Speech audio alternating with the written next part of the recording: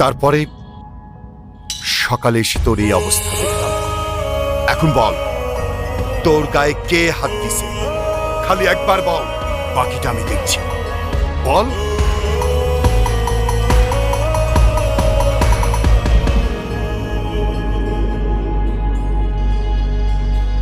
বলেন মা কবুল। আরে বলো না কবুল, আমাদের সে কখন বলে ফেলাইছি, বলে ফেলো। ক মা ক। আমি কবুল বলবো না। মা কবুলটা ক, কবুল ক। বললাম তো আমি একবার, আমি কবুল বলবো না। আমি ওনাকে বিয়ে করবো না। বিয়ে করবি না মানে? করবে না মানে করবে না।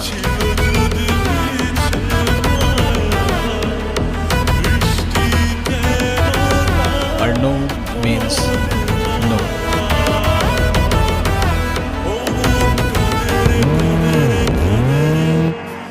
তুই আবার এনেছিস? ওরে আজকে আমি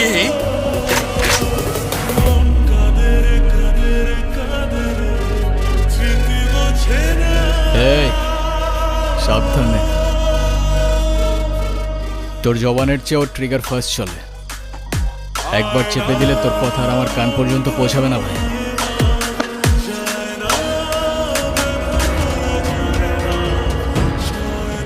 বাবা, এই জাহাঙ্গীর আমার সহজ সরল ভাগ্নিটারে ভয় ভীতি দেয়, আজকে বিয়ে করতে আইছে।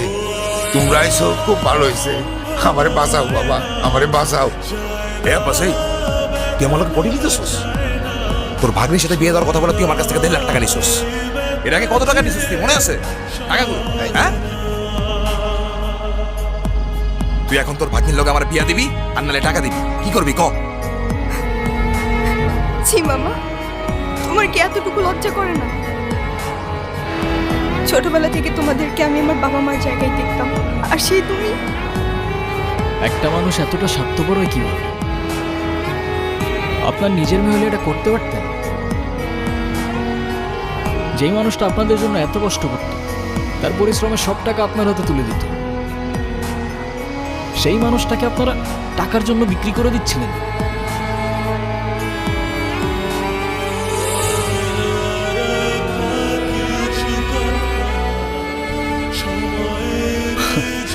পারেনও আপনারা। বাবা আমার ভুল হয়ে গেছে, বড় ভুল হয়ে গেছে, আমার মাফ করে দাও বাবা। আমার কাছে না, যার উপর জুলুম করছেন তার কাছে মাফ চান।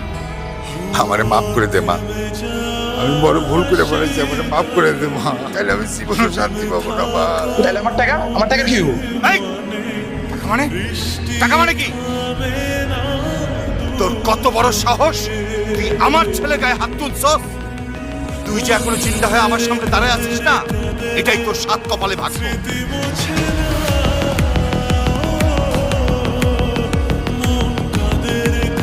শোনেন আব্বাস মিয়া, আপনার মেয়ে এখন থেকে আমার মেয়ে হয়েই থাকবে। যেদিন আপনি আপনার স্বভাব চরিত্র পরিবর্তন করতে পারবেন, সেদিন এসে মেয়েটাকে দেখে যাবেন। আমার বাড়ির দরজা আপনার জন্য খোলা থাকবে। আয় মা।